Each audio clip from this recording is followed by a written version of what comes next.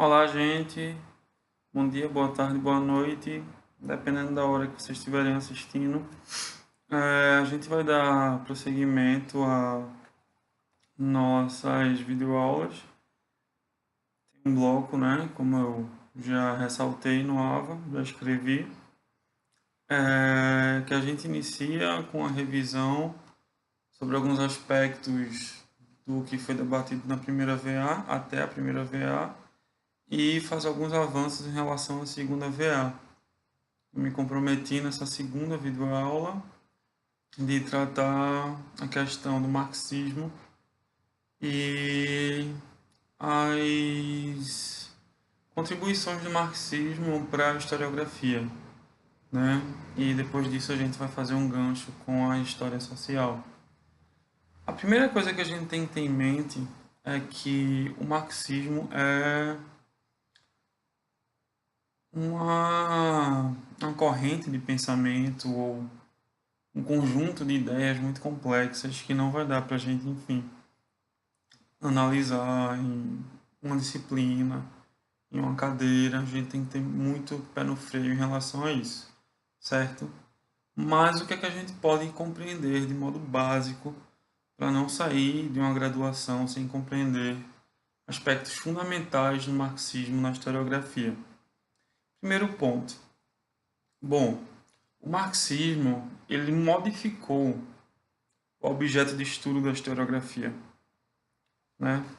Eu não digo o objeto de estudo em si, porque os objetos de estudo são sempre variáveis, né?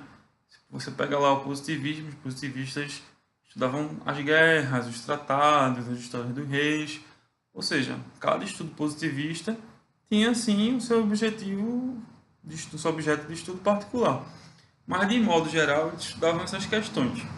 O marxismo inverte, né?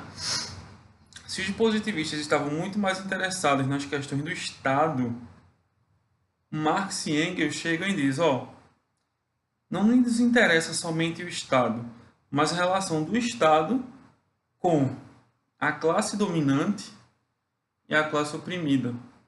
Fundamentalmente, a burguesia e o operariado. Claro que existiram muitos estudos marxistas e o próprio Marx falou dos meios de produção asiático, antigo, enfim. E isso foi fundamental para Marx compreender a sua noção de luta de classes, que foi tido como motor da história para ele, que daqui a pouco a gente explica. Mas esse primeiro ponto é fundamental por quê?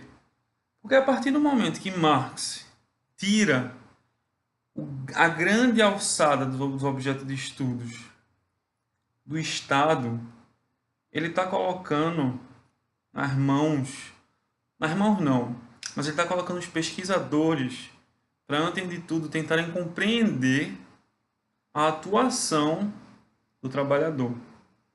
Então, pela primeira vez na história da ciência e da história da filosofia, que os trabalhadores em massa são vistos efetivamente como objeto de estudos. É possível que antes disso alguns ensaios tenham sido feitos, algumas questões tenham sido debatidas em relação a isso, né?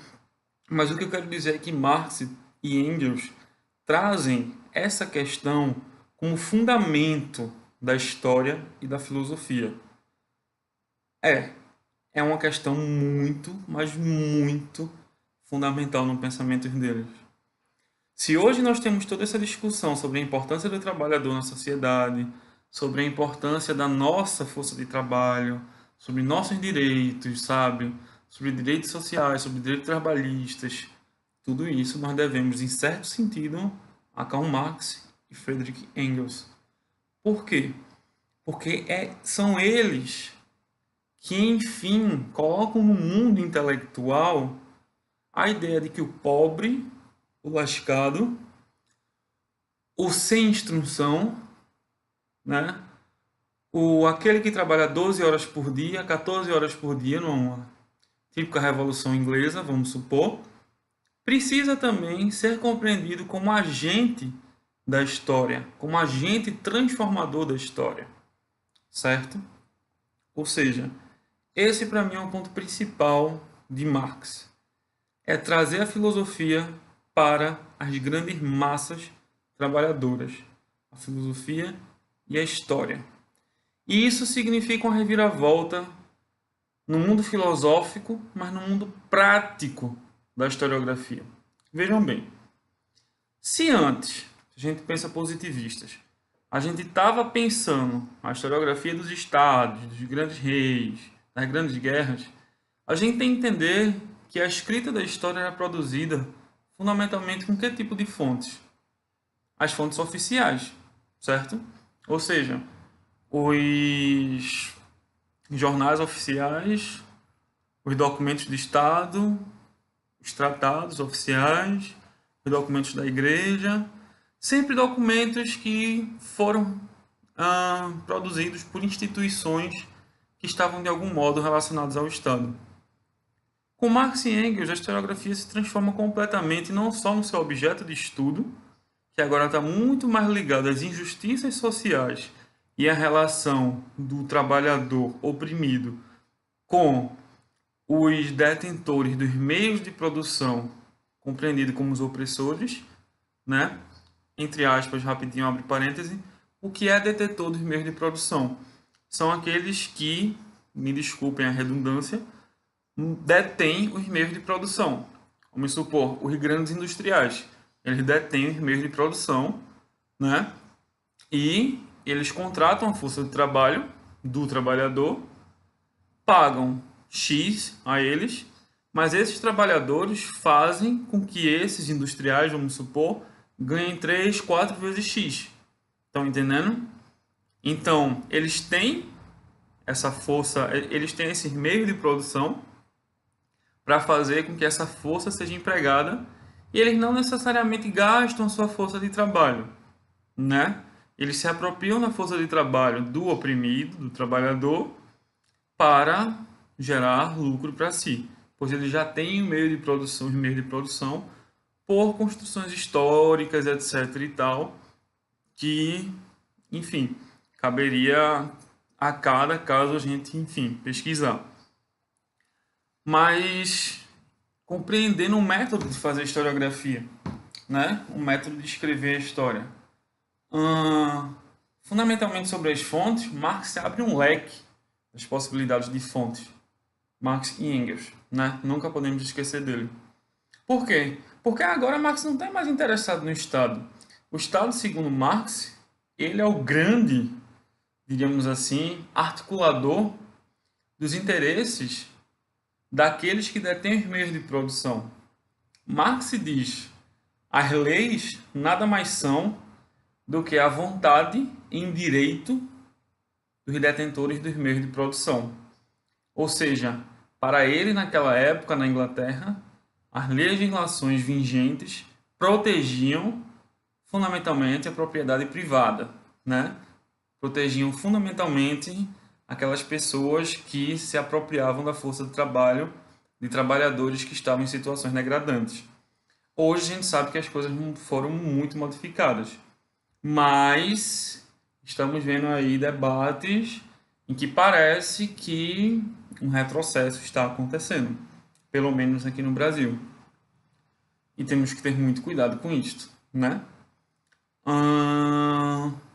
Bom, e aí quando Marx faz essa crítica ao Estado, ele chega e diz, bom, como é que eu vou estudar história estudando só fontes oficiais? Se essas fontes oficiais não necessariamente implicam na vontade das massas trabalhadoras e nos interesses das massas trabalhadoras. Então, Marx, além de estudar as fontes dos estados, ele critica essas fontes. Ele não exclui essas fontes.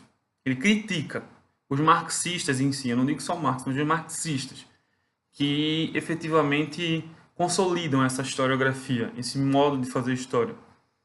Eles criticam essas fontes dos estados por saberem que os estados têm interesses próprios e não necessariamente as aceitam, como os positivistas poderiam dizer faziam. E abre um leque para novas fontes, como jornais operários, para folhetins operários. Você pode pensar, ah, mas jornais já eram utilizados pelos positivistas. Sim, mas vamos pensar em jornais oficiais, jornais do Estado. Se a gente pega jornais de inclinações políticas distintas, né, muitas vezes não eram utilizados pelos positivistas, que não tinham essa legitimidade do Estado. Então, Marx ele amplia essa noção de fonte histórica também para a massa de trabalhadores. E além disso tudo, tem uma questão fundamental. Ele coloca a economia no meio disso tudo. Então, preço de carne, preço de petróleo, eu não sei se o petróleo era já muito. Petróleo, enfim, é uma questão que eu não sei, então eu não vou entrar, mas vamos lá. Preço de alimentos, preço de carvão, preço sei lá, de animais. Tudo isso poderia ser entrado como fonte histórica. Por quê? Porque se fazia uso de estatísticas. É quando a economia entra na historiografia de modo contundente. É por isso que muitas vezes a gente fala que Marx tem muito fundamento na história econômica. Quando eu falo Marx, eu estou falando Marx e o marxismo, certo? Porque, enfim, não dá para separar esses dois assuntos. Então, é muito clássico dos trabalhos marxistas tradicionais ou clássicos, entre aspas, para repetir a palavra clássico pela terceira vez, a gente vê é, listas assim de alguns mercados em que o preço da carne variava, sabe? E isso acompanhado durante anos e anos, sabe? Para a gente ver economicamente se houve uma melhora, se houve uma piora e como isso pode ter modificado o comportamento da massa trabalhadora. Estão compreendendo? Bom, essas fontes começam a ser utilizadas na historiografia de modo inédito, né? E isso é fantástico, né? Porque a gente sai da alçada do Estado e entra em uma alçada de grandes possibilidades. Bom, eu acho que em relação a fontes a gente pode pensar, talvez até futuramente em outras questões, esse leque de fontes ele abre mesmo com análise, com a nova história cultural, mas já é uma reviravolta incrível. Bom, a gente pode dizer então que há uma mudança de objeto, há uma mudança na metodologia historiográfica, né? E o que eu posso dizer? Essa noção de injustiça social, ela vem ser carregada na história. A história se transforma, sobretudo, em um campo de saber político. Esse é o terceiro elemento fundamental para mim da historiografia marxista. Porque pelos positivistas e, enfim, até os historicistas que não havia tanta importância para o social, não existia essa preocupação com a equidade social, né? Não existia essa preocupação tamanha em denunciar os abusos entre os abusos da classe dominante para a classe dominada. Marx e Engels são aqueles que preveem, que querem um sistema comunista para o planeta, né? E com isso eles estão procurando equidade social, igualdade de direitos, igualdade econômica, igualdade social, sabe? Então com isso a história se transforma em um saber político. Então, a partir de Marx e Engels, não tem como a história não ser política. Por isso que esse povo do História Sem Partido não entende nada de história. Mas não entende nada de história mesmo. Porque é impossível você pensar que a história não é um saber político. Porque depois de Marx, todos os grandes pensadores que pensaram a história sabem que a história é um saber político. Seja Michel Foucault, seja Walter Benjamin, seja Marc Bloch, seja Ligoff, seja Braudel, todos sabem que a história é política, seja o grande Hobsbawm, seja A.P. Thompson, enfim, a história é política, sabe? Não tem para onde. Isso não quer dizer que eles estejam defendendo o comunismo, etc e tal. Não é isso. Não é isso. Eu particularmente acredito que o comunismo é uma utopia, não acredito nele. Isso não quer dizer também que eu não vejo em Marx grandes genialidades. É óbvio que existiram grandes genialidades nele que devemos muito a ele, a Engels e aos marxistas, né? Então esses 3 pontos são muito importantes para a gente pensar, né? A mudança de objeto, a mudança da metodologia da história e a mudança da inclinação política, né? A história passa a ser política. Eu acho que isso é o mais fundamental para a gente pensar Marx e Engels e o marxismo e levar em conta também algumas questões. Essa noção de equidade, a gente tem que pensar que isso estava situado para Marx dentro de uma perspectiva inglesa, de trabalhador, operário, patrão, etc. e tal. Então, assim, demorou-se muito para os partidos comunistas, para os marxistas, aceitarem, por exemplo, mulheres, né? A própria questão do racismo, etc. e tal, não foi uma questão levantada como bandeira de equidade social. A equidade social pensada por Marx é uma equidade econômica, sabe? A gente não está falando aqui de equidade sexual, de orientação sexual, equidade de gênero, equidade racial, ou essas outras equidades que hoje em dia, muito entre aspas, a gente chama de minoria, né? A gente está pensando em equidade puramente econômica. Bom, eu acho que, em primeiro lugar, é isso, né? E acho que dá para a gente fechar essas concepções de Marx. Eu, em sala de aula, fiz alguns apontamentos em relação a isso. Se não me engano, até elenquei outros pontos, né, relacionados à importância de Marx e marxismo para a historiografia, sendo que eu fiz isso em um link com a história social, né?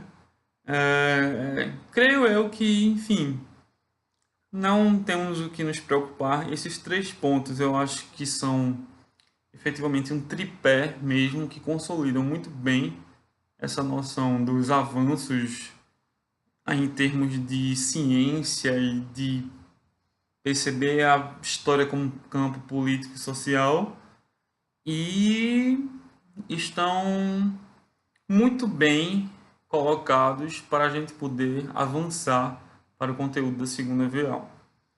Meus próximos vídeos, que eu irei publicar ainda hoje, tratarão da história social. É fundamental vocês assistirem esse vídeo antes de compreender o que é a história social, porque a história social é o seguinte: existe uma vertente francesa, existe uma vertente inglesa. E aqui no Brasil, dependendo do local que se esteja, a gente vai poder ver 2 aspectos. Mas eu não vou aprofundar isso muito, porque senão vai embananar a cabeça de todo mundo e não é necessário. E eu prometo também um 4º vídeo, já que a discussão essa semana tocou um pouco em Michel Foucault, que é um pensador que eu gosto muito e que eu estudei muito durante o mestrado e fiz algumas leituras durante o doutorado também. E eu acho que eu posso ajudar vocês nisso, tá bom?